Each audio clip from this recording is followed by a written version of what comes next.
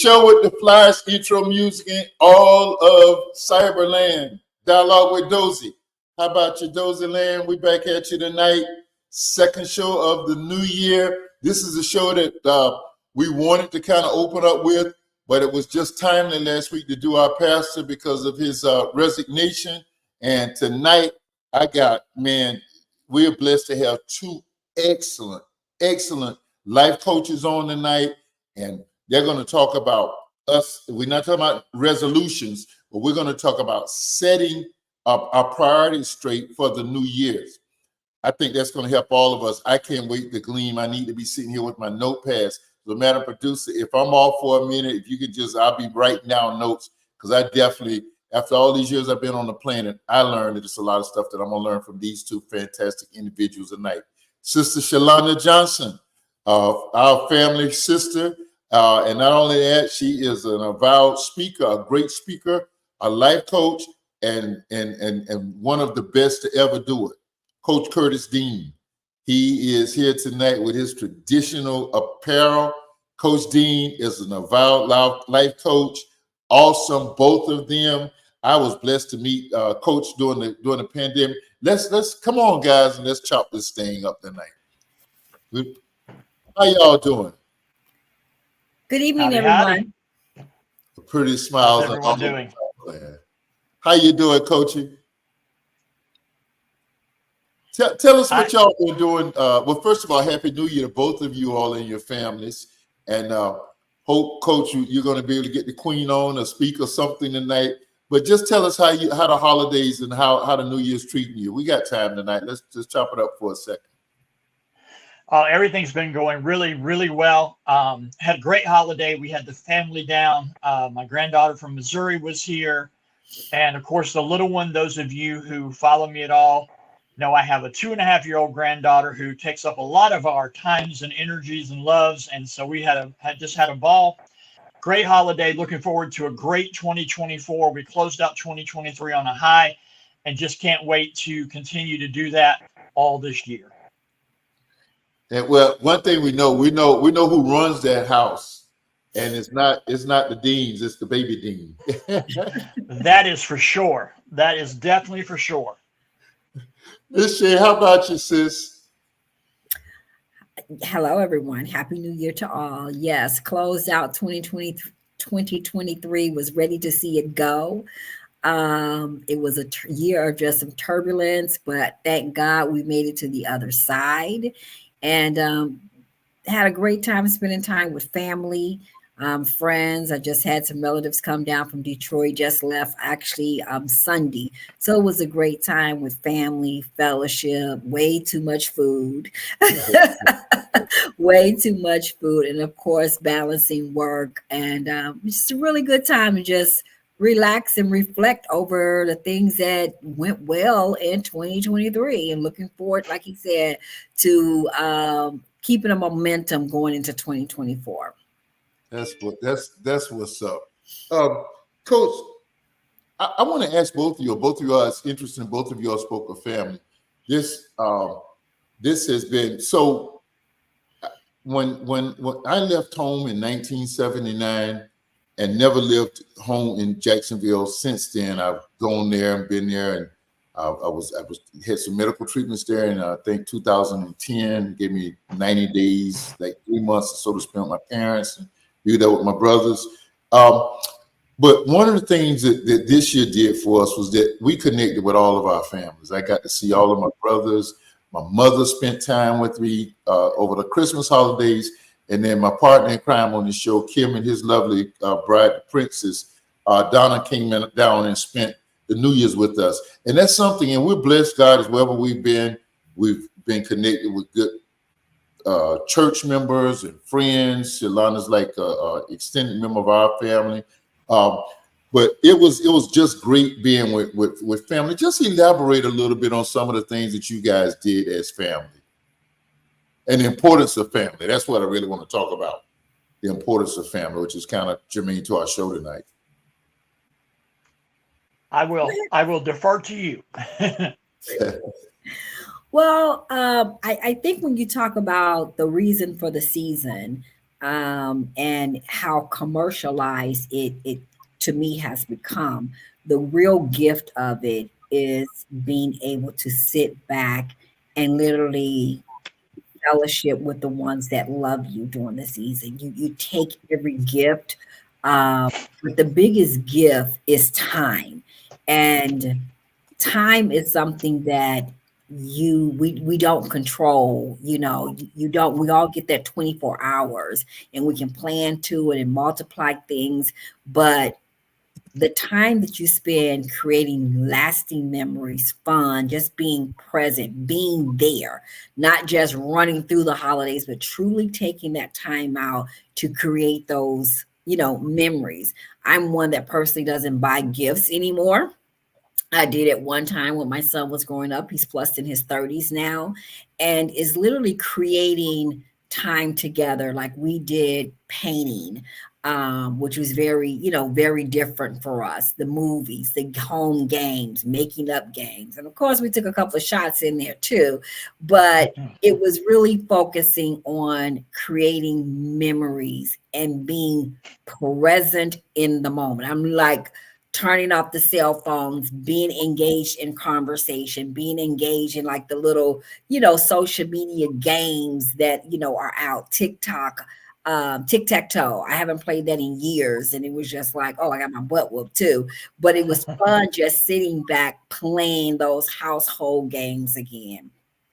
Wow. So to me, it was like really giving the gift of your presence and creating those memories. I think that's just the key to family time. That's awesome. Awesome. Coach? Yeah, I love that. And that is so true. One thing for us is, excuse me, we have been trying for the last few years to break some of those generational curses, where Christmas and thank was nothing but running. You were having to go from one place to the other, from this house to that house, and having to be a part of this festivity and having to be a part of that. And this year we were just very intentional in where we were at. If the kids wanted to come over, they came over when they wanted to. We did Thanksgiving at my daughter's house. She spent some time with her dad down in the Kissimmee St. Cloud area. For Christmas, she made the decision that she didn't want to travel, and that's perfectly fine. We allowed ourselves to do what we wanted to do instead of what we've always done before. When our kids were little, and we had grandparents in Tampa, we had grandparents in Jacksonville, we had grandparents in Orlando. It was just a running frenzy all the time. You can't even enjoy yourself having to do that. So we decided that we were going to just slow down and enjoy the season. And the kids got up on Christmas morning. They did Christmas. Her dad and stepmom came down. They spent time.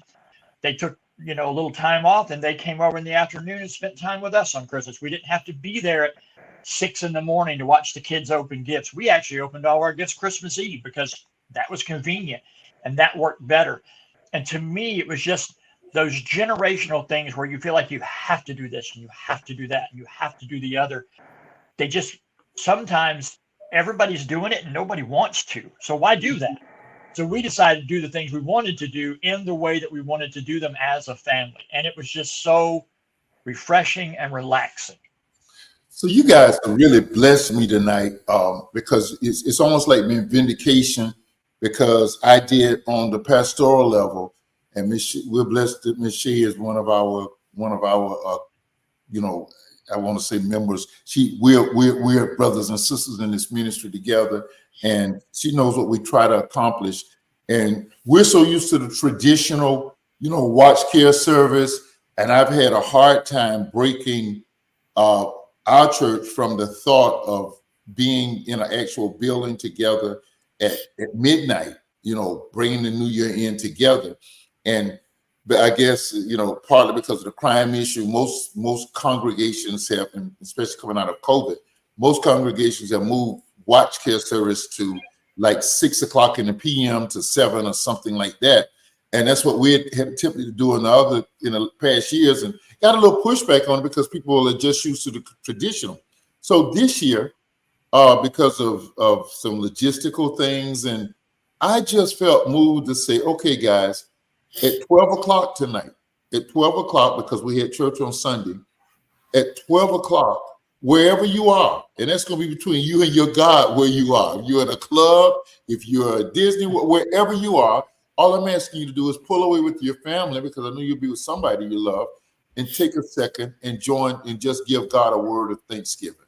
And that was just great. My brother was here and his wife, because both of our ladies had gone to sleep and they get up early. So my brother and I, and we connected with our family in Jacksonville through technology, and we prayed the new year in like that. It was just a great thing, and we didn't break where we were. It wasn't like, oh, we got to get dressed. Not saying that we don't want to say it's inconvenient to go and be somewhere for God, but God is wherever we are. And I think the church, the house, the church is where we are, and the family churches, which is the original church, were home churches. It was just a great concept. Ms. Shea, I don't know, what did you think of that as a member of our fellowship? How did you feel about that? And being kind of freed up from saying we got to be at such a place where we're going to come together. How was that for you? I was just fine, because I literally had planned to worship my way in my way. I had already kind of like decided that's what I was going to do. I'm like Curtis there. This year, I just felt like all of those extra demands being placed on my time, and what I needed to do was more so like, I want to do it this way. And for me, for the last couple of years, I've done that regardless, because during this holiday season a couple of years ago, I was hospitalized during this season. So it's also very much so a time of reflection for me.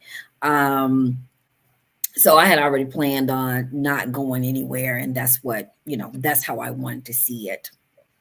I think I think that's awesome, and I don't think anybody felt any guilt trips about that either. Mm-hmm. Being freed up was good. Coach, how was your New Year's, if you don't mind sharing with us? It was great. We had our 15-year-old granddaughter with us, and we watched TV and we hung out and we ate really bad food and we just enjoyed ourselves. We ate junk food and we had a ball. And come midnight, we did our little toast, and she was all excited because I found some glitter, and it's edible glitter. You put it in your drink, and when you stir it, it just swirls, and it makes it. Yep. For her, that was just fabulous. She just thought that was the most amazing thing. We had our little toast, and then we all went to bed, and it was perfect. We did just what we wanted to do, and my wife, Joan rarely stays up, but because we did have the grand, she stayed up with us, and we just enjoyed it. It was just simple, and us. That's all I can say. I'm loving it. I'm loving you guys, and I feel being with such esteemed life coaches as yourself. It really it kind of makes me it vindicates me. It vindicates what I wanted to do this year and what I kind of felt led to do, and I'm just grateful for your sharing. Kind of sticking with the subject of family, because like I say, it was just so great. A couple of years ago, we were with my brother and sister-in-law. We actually were away, but being with family and I'm tapping into what you said, Coach, not having the demands to be here or be there. It was just like our whole weekend was kind of like that. He felt like going to the mall. He said, bro, you ain't got to go with me. I know my way around. I was on the couch. I was a serious couch potato watching games. And we'll talk about the bad food later. But just the whole family thing. I love that we have gone back to the thing. Now, what I want to ask you, Ms. Shea, about family. How do we take the strength, the love, the bonds, the learning? You guys came together. I love what you say, both of you, are what you did with family over that holiday. How do you take that, and how does that strengthen you to go out into the world and be with the family of the world? I'm trying to use generic language. I'm not using spiritual language, but everybody in the spirit world knows what I'm talking. How does it take you to go out and be with the family of the world, leaving from a strong bond like both of you guys did for the New Year's?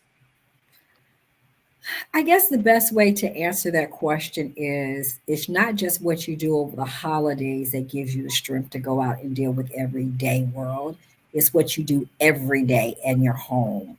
And whether I'm sitting here with family visiting, or I'm just in my own sanctitude. When I go out into the world, the workforce, or whatever I'm doing out there is to benefit my family, the community, myself. Like this is home team. I go out there to play, but I'm winning, trying to win for my home team. And I say that to say those foundations is what keeps you grounded. It's your safe place. It's your place where you feel the most supported, where you should feel the most supported at. It's your face where you can take off every mask that you may have to wear, and every place else that's outside. They get the you, they get the me, they get the naked truth of me, not just the happy go whatever. They get to see you in the days when you're down. And they should be your peace, your comfort. That's your home. That's what gives you the energy to go out and promote whatever your business is, or to operate in whatever your gifts are, is what you get from your home team. And whoever is your home team, it may not always be blood family, that's your home team, but that space that you create for home, wherever that is, that's what gives you your foundation to do everything else. That's how I feel about it. What about you, Coach? I agree 100%, especially what you said about it doesn't have to be blood family. It can be the family that you want, you know. Mm-hmm.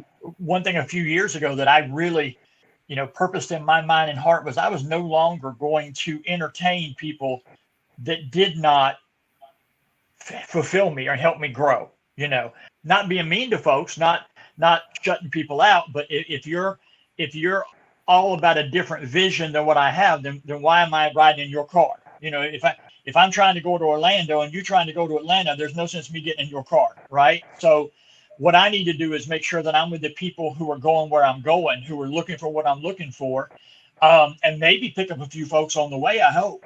But I'm definitely in the last few years, I think I've told this story here before, maybe, but I had a friend. He and I had been friends since high school, and different things going on and on. And somebody asked me one day, said, "Let me ask you a question." And I said, "Okay." They said, "If you were to meet this fella today, would he be your friend?" And I said, "Oh God, no, absolutely not." And they said, "Then why is he your friend?" And I was taken aback because my answer was because we've been friends for so long. But sometimes that's not the answer. It's the same way with real family, blood family. Sometimes you have to make that decision that if you're not feeding me, then I'm not going to be able to do this with you anymore. I'm not going to be ugly to you. I'm just going to move in a different circle, and you can do what you want to do, and I'm going to do what I need to do, and take the people that want to be with me where I want to go. That's how I've been looking at it for the last probably 2 years now. So it's two things I want to say about that. And it's interesting. I came across this little meme just before I came on. I didn't send it to Madam Producer to post, but probably would have got shot on my Facebook anyway. But let me just tell you about it. And in addition to what you just said, Coach, it said, and tonight we're not going to talk about resolutions. We're going to talk about why you don't talk resolutions in a minute. But we're not going to talk. We're going to talk about setting priorities. And you're the guy. You guys are the experts, and I'm going to listen to you on this. But this is what this says, and I'm going to read it to you, and then I'm going to tell you my personal thing as a child of God and as a man of God. So it says goals for this year. I don't know if the camera could pick this up.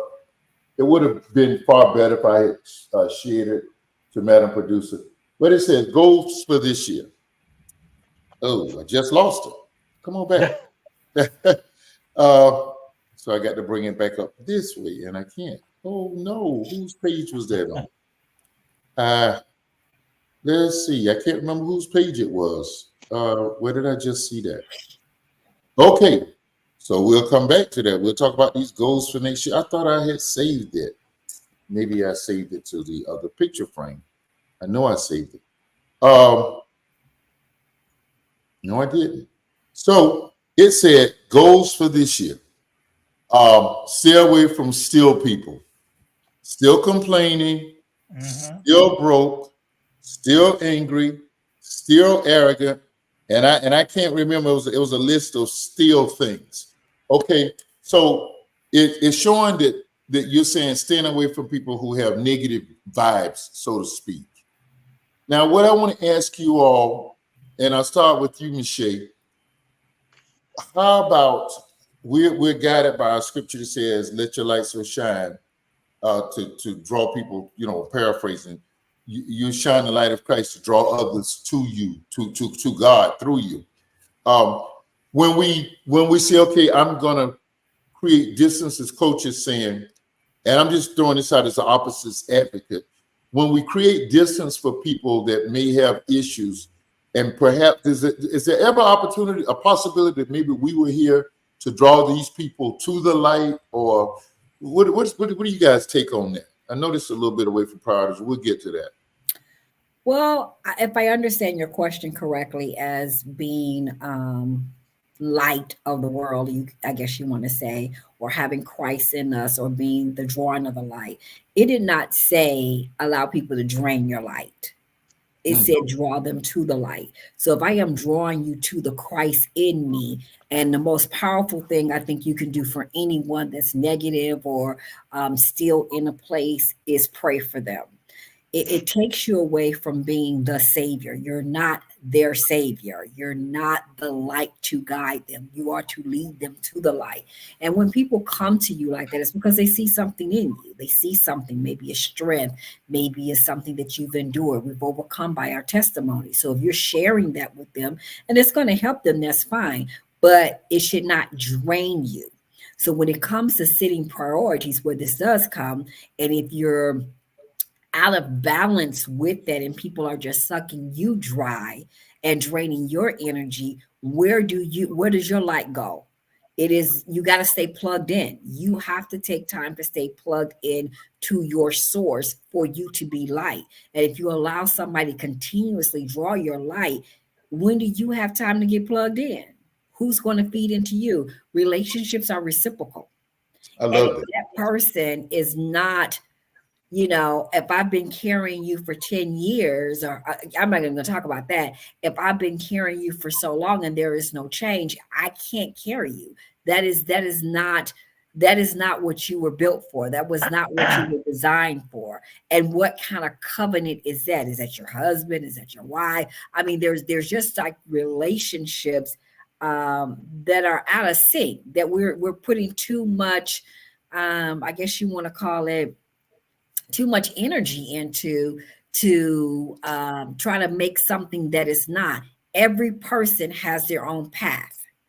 Every person. And your job is to let them go through that pathway. If you can help them along the way, do it. Absolutely do it. I'm not saying that.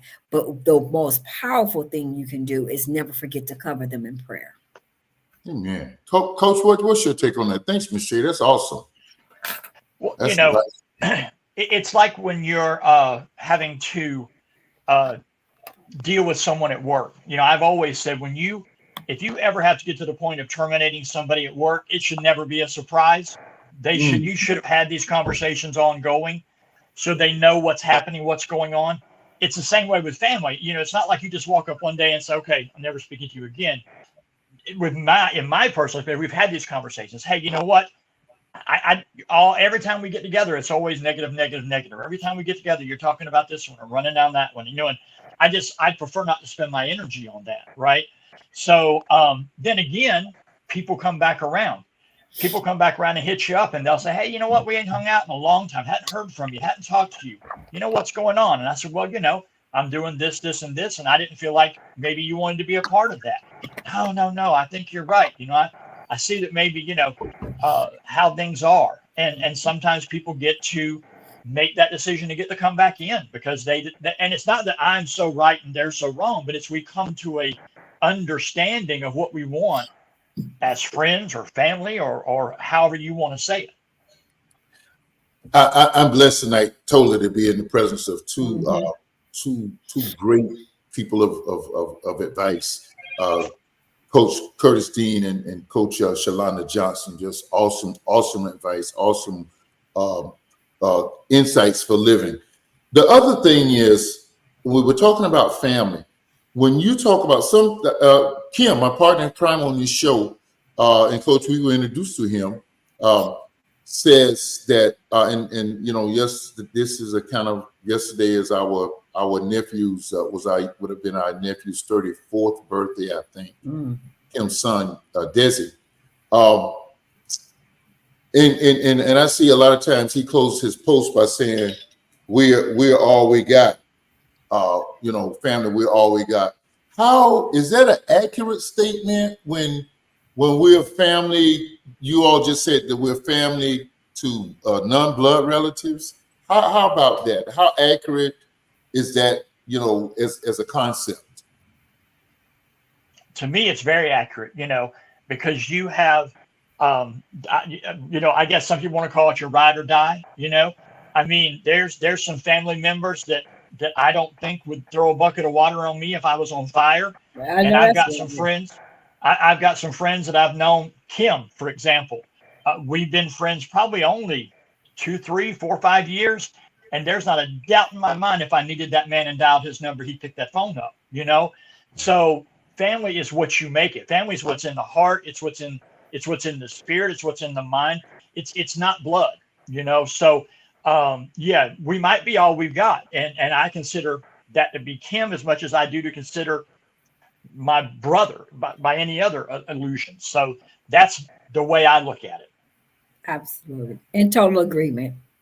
Family is not always bloodline. Again, you'll have, like you said, you have some family members that would, throw you in front of the bus other than, for real. Like they do not, they is not kicking it with you. Blood means nothing to them, right? But then you have friends that co-workers or whatever, the community that you've built is your family. And, what that looks like for you all, that's it. And we are all, what we have. We really are. We are, like our brother's keeper. Am I my brother's keeper? So yes, I absolutely agree with that. So my and we're going to get into priors on the other half of the break. Of course, I grew up in Jacksonville, and we lived we lived in one house.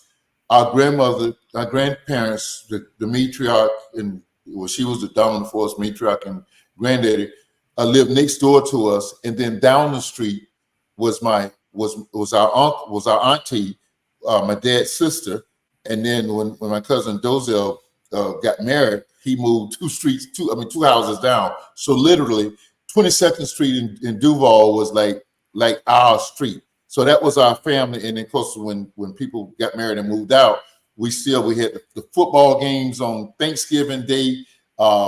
We ate at my grandmother's house on Christmas. We were all close.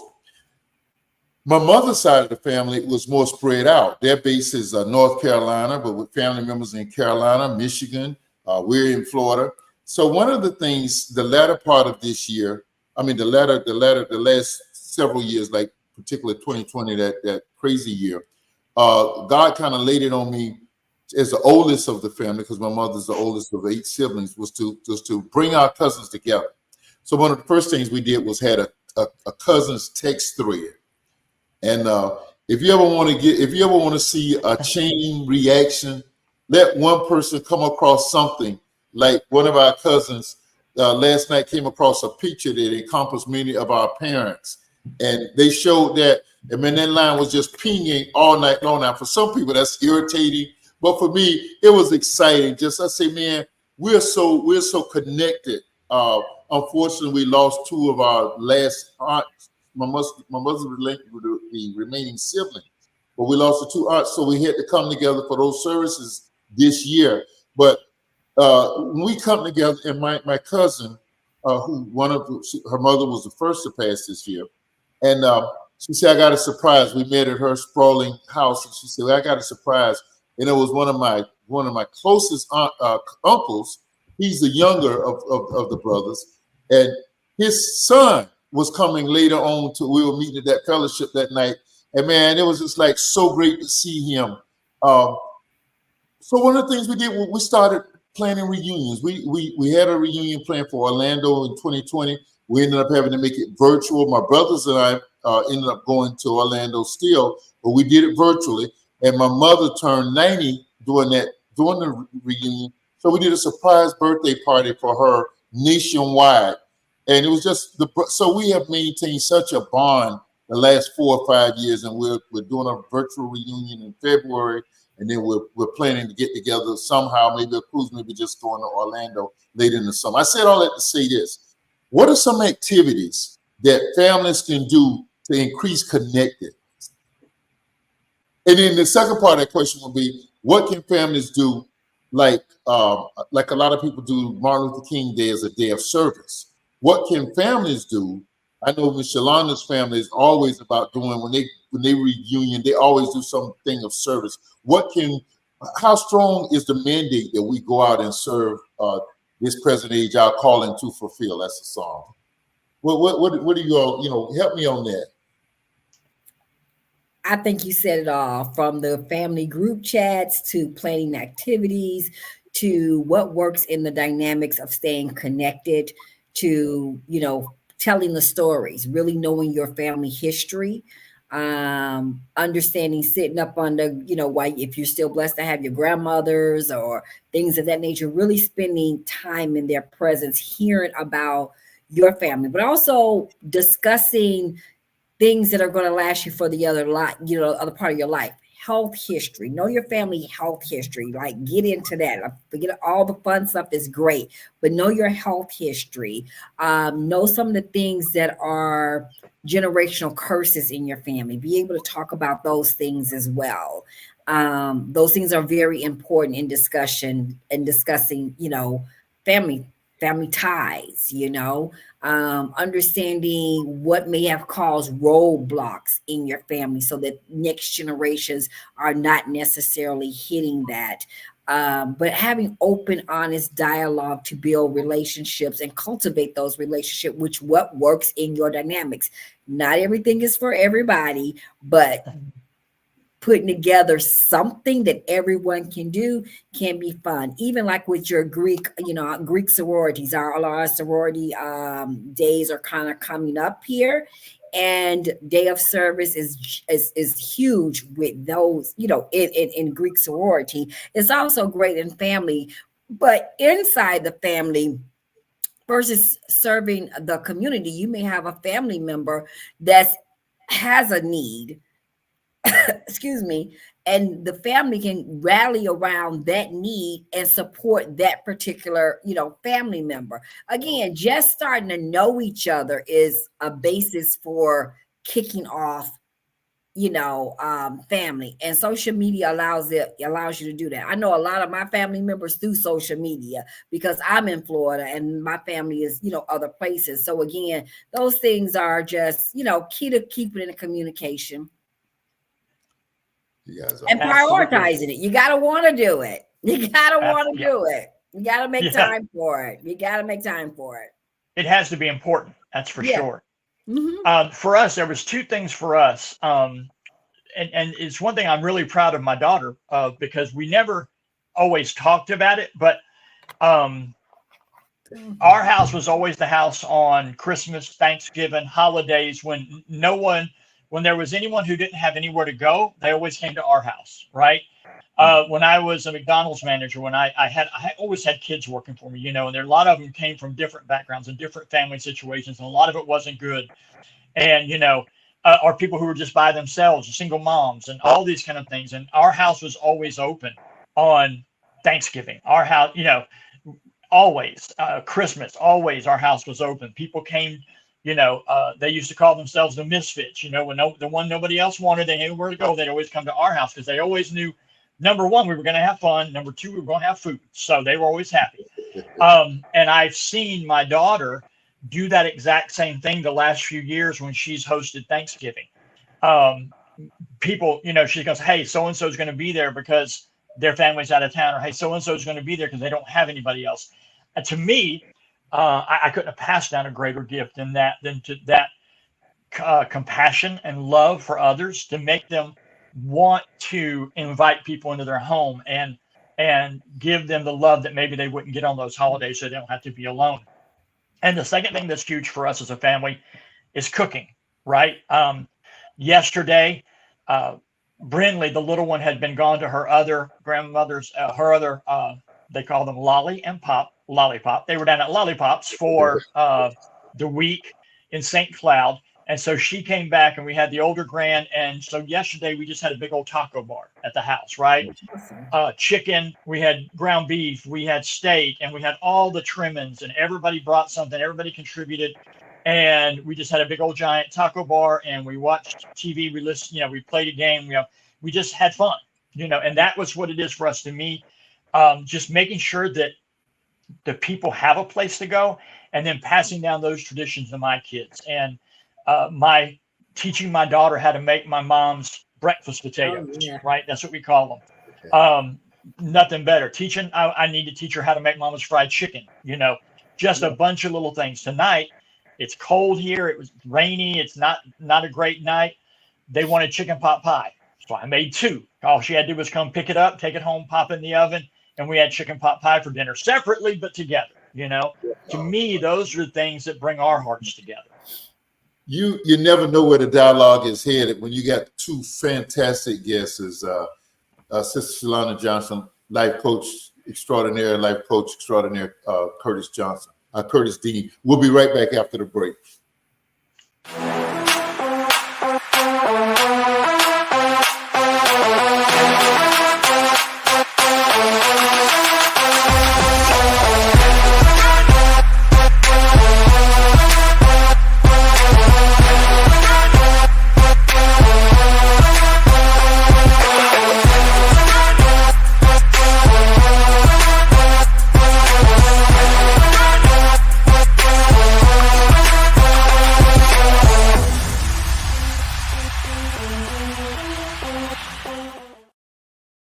So Republicans, I've extended a lot of grace over the last 6 weeks or so because I don't want to deal with nothing political. I didn't have the gut for none of that stuff over the last 2 months. I just wanted to enjoy the Christmas cheer, the New Year cheer, the love fest that we're having tonight.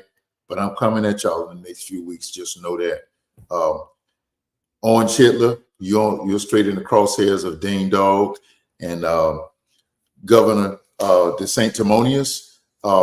We'll be looking at you also for Are You Serious? Yeah, you want to be president, but you're turning our state into a Gestapo state. We'll talk about it later. Tonight, I want to, first of all, I want to do a shout out to President Joe Biden and Madam Producer. We didn't get any graphics for that, but today he spoke at Mother Emanuel Church, and it was not the anniversary of the tragedy that occurred 8 years ago in 2015, but what it was something to slow down the momentum of the MAGA Republicans, and this is not political, but the MAGA Republicans / white supremacists who that methodology, that mindset, that conceptualization led to the tragedy as that young man went in there and said he wanted to start a race war, and he assassinated, I think it was 8 innocent people. I got my own concept in South Carolina. If we had gone in, if a BLM member or somebody from what this nation would call us Black subversive group were to go into a predominantly white congregation or any gathering and kill people, said we wanted to start a race war, I guarantee you the police would not have picked them up and stopped them by McDonald's on the way to incarceration. And that incarceration, of course, does not entail death sentencing. So I'm through with that. But hats off to you, President Biden, first for taking the gloves off and stop sitting by and let this wannabe dictator go out and say and do anything in preparation to run against you in the fall. Thank you for taking off the gloves and coming back and trying to get our young constituents and minority constituents, Hispanic constituents, African American constituents to go and regather them, but to say to the world, if you don't like my leadership, and we'll talk about all that in upcoming weeks, consider the alternative. And that's all I'm going to say about that. The other hot topic that's trending, and Madam Producer, you can bring out I want to call them guests, my brother and sister back up, and we're going to get to these priorities. But the hot thing is this breaking the internet is Cat Williams's interview on Club Shay Shay, the best podcast on the internet. I have looked at it my wife asked me if I had seen it. I can tell her that I've almost seen all 221 minutes and 55 seconds because I've seen it in intervals. And I heard today, last night, I heard Gary Owens say, he talked about everybody, but find a fallacy or a lie in anything that he said. What's y'all's take on all of the exposure that came out of that interview? I know you've seen it. It's funny because I was going to say when I first came on, just so you know, I'm not going to blow you up like Cat Williams did. Okay, I'm going to take it easy on you. But I told someone today, I said, they still over there folding dirty laundry over there at Club Shay Shay. They over there getting it cleaned up.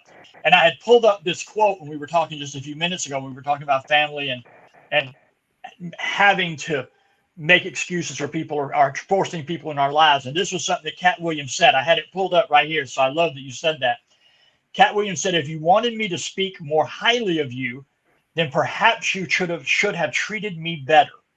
You do not get to narrate my story of my experiences with you. And that is so true. You don't get to tell me how it happened. I was there. I lived it. I know what we went through.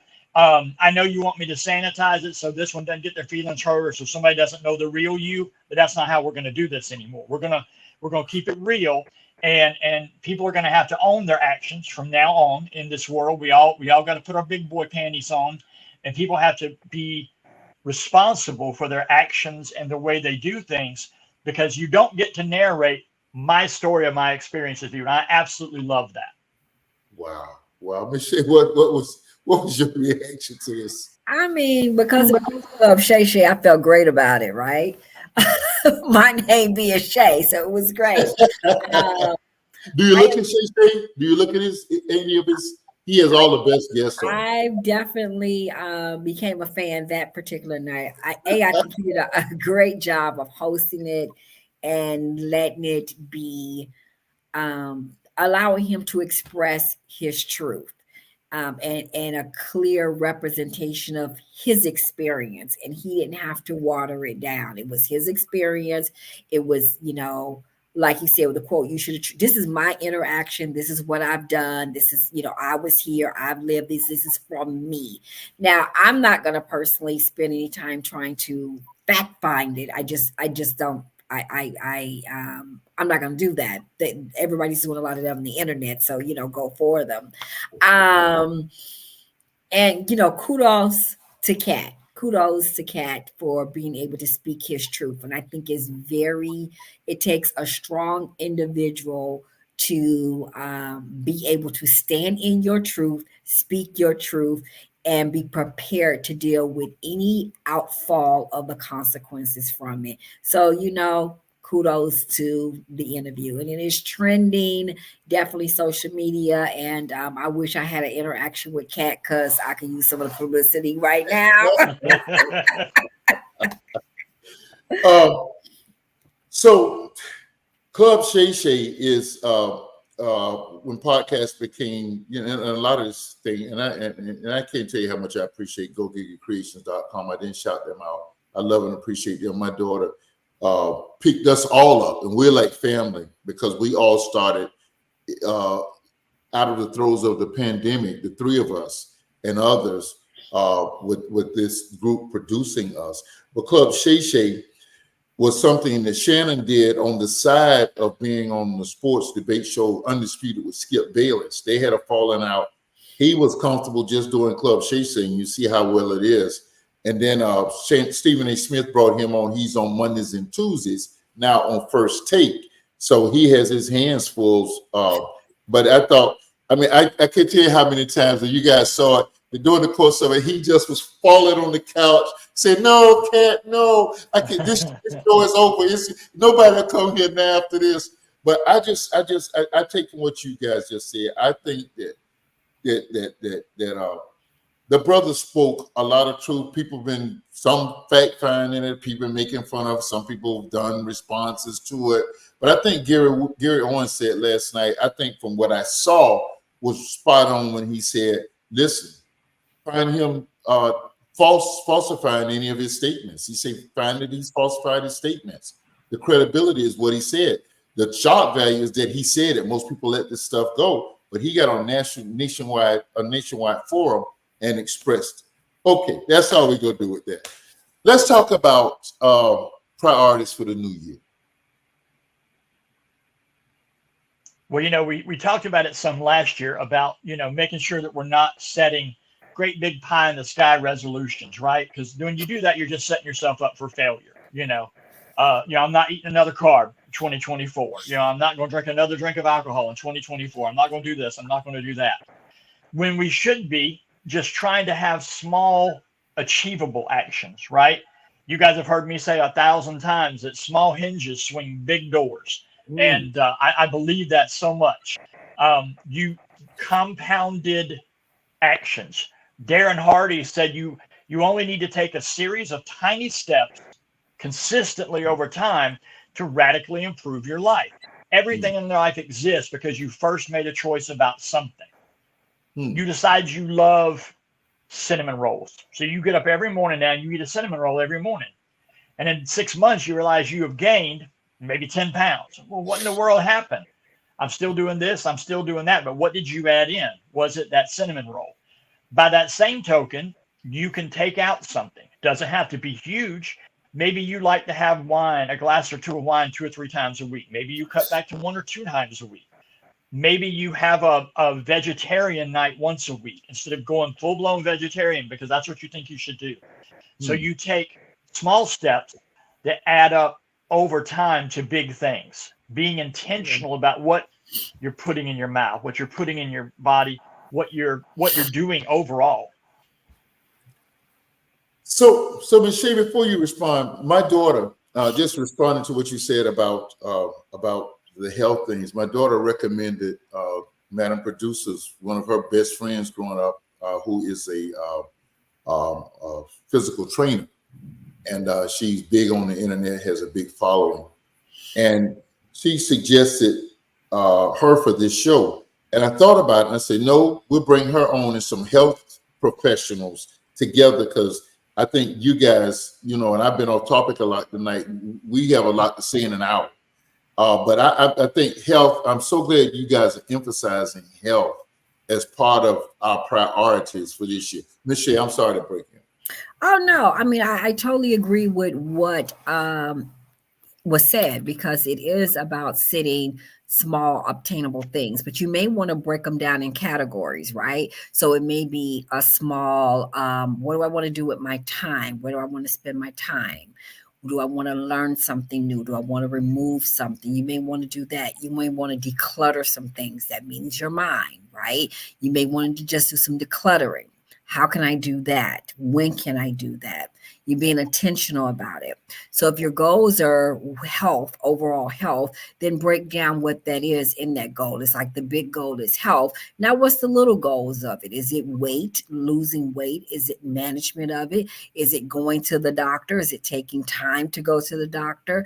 Is it a checkup? Like break that down. Go ahead and be specific so that you can have obtainable small items that you're just not pie in the sky, but we're being intentional about what that is.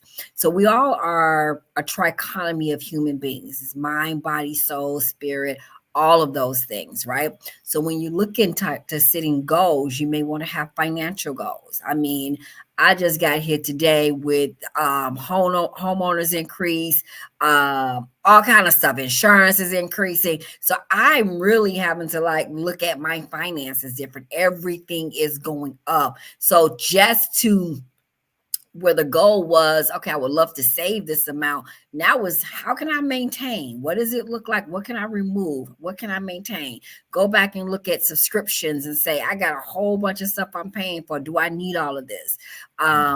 Basically, I'm not looking at the Fire Stick anymore. I might spend that time walking. What are those financial goals? So now you're starting to break everything down. What are my relational goals? Maybe I'm single and I want to start dating. What are goals in that area? Okay. Maybe my spiritual life. Maybe I want to start reading. Do I want to read the Bible in a year? Do I want to spend 10 minutes a day? Do I want to take out time to just meditate? What does that spiritual goal look like? So again, start chunking things out so you're not all over the place. And then put timelines on it. I'm going to work on this the first quarter. This is just like, planning at work. If you don't plan, you're going to sit up to fail. Even when we do all this planning, plan falls apart, right? Because I definitely didn't plan for all these financial increases, but without that plan in place, I wouldn't even know how to go and look at my budget and say, what do I need to remove so I can maintain? Or what do I need to pull off here so I can maintain? So is it being intentional in the month of January of really setting yourself up for success, but in all areas of your life. Don't just, in all areas of your life, start kind of looking at what it is I want to see at the end of the year. Because if we put all of our focus on that one pie, it's not going to happen. But what can I be consistent at? And the key thing is consistency, but it's in all areas of my life. And if I can't be consistent on all across the borders, maybe I can chunk it up. These are my first 6 month goals or my first 6 week goals. Okay, great. Now I'm able to add something, right? Because I can't focus on all this stuff, but now I'm able to add something. So now what's my priority? For me, my priority right now is making sure I have a solid financial plan, because I got hit with stuff that was not planned for me. So yeah, definitely I want to lose weight, but I don't want to get stressed out over my finances. And now I'm losing weight because I'm stressed. So that ain't the weight goal I was looking for, right? I want my weight to be because I'm intentional about what I'm putting in my body, right?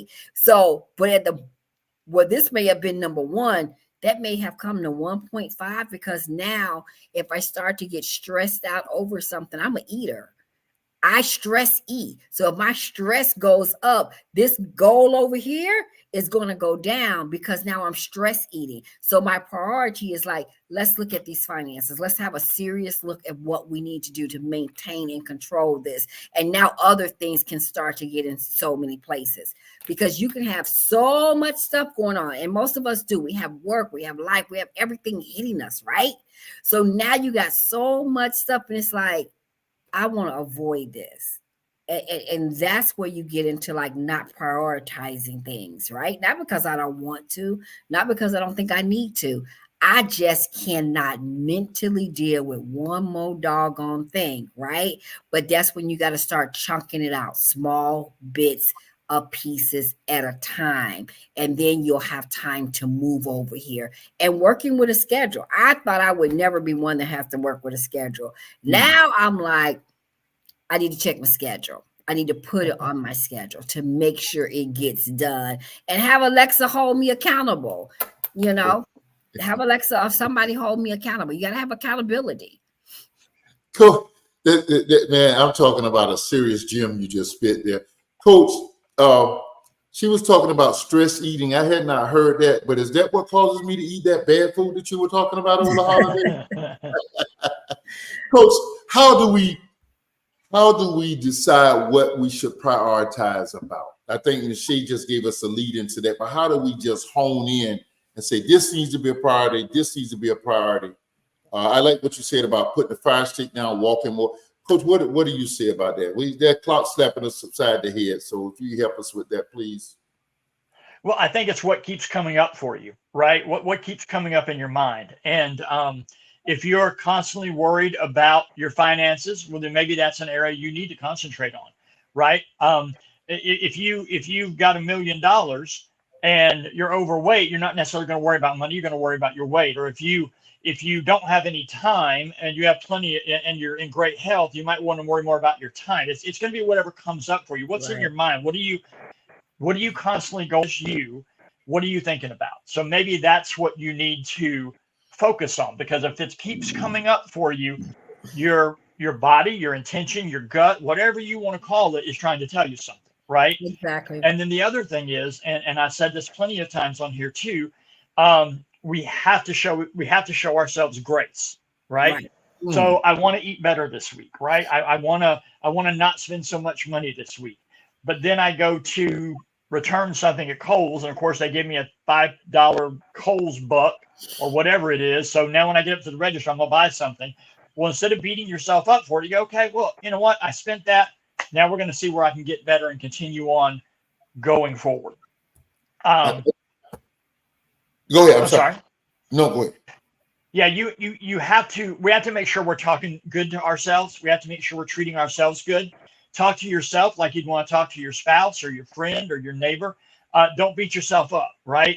Just because you ate one cupcake doesn't mean that you're a fat slob who's always going to be a giant. You know, what it means is you're a human. You ate a cupcake. What are we going to do tomorrow? Let's start over, right? If you spent too much today, or if you drank too much today, or if you didn't exercise, you know, I was going to get up this morning. I was going to go walk that 2 miles, and that didn't happen. So in the morning, maybe I think I'm going to get up and just maybe put on a yoga video or something, maybe do some yoga right in the house, because maybe I'll do that, right? If you're not doing the other, what can you do? And give yourself some grace. We're all just human beings. And the one person that's going to give you the biggest excuse for not doing something is you. All right. You're going to be all right. It's going to be fine. You don't have to do that today. You don't have to do that right now. You can take care of that later. Show yourself a little grace, but then hold yourself accountable as well. Exactly. I love that concept of showing yourself grace. I mean, I know it has to be balanced with discipline, but I appreciate that. I mean, you can have a bad habit, or you can have something in the spiritual realm that you want to get out of your system. And when you can be doing ever so well, you fall short. And we would just say in the spiritual realm, the enemy is trying to drag me down and will try to let you wallow in that guilt.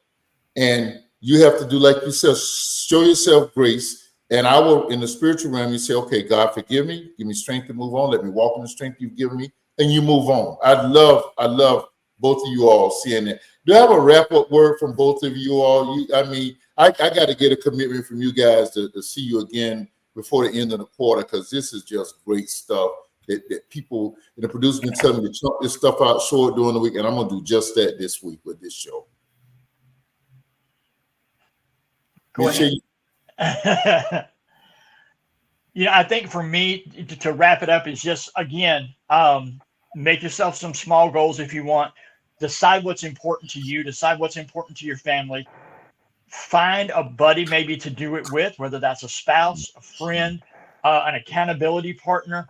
And not being accountable so you can make each other feel bad, but be accountable so you can say, hey, I know we can do this. You know what? You weren't the only one today who did whatever that was. I did it too.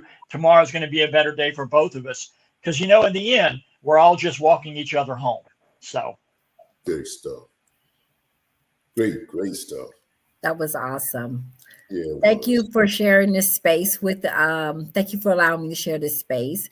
To me, everything is a season. Everything is a season. So whatever season that you're in, show up as your authentic self.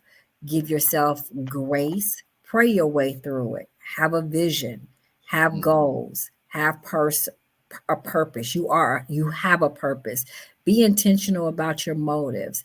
Check in with yourself, but also keep moving forward. Just keep moving forward. The year has just begun. This is only the beginning. And you look back every now and then. It's good to just remind yourself of every mountain you've already come over.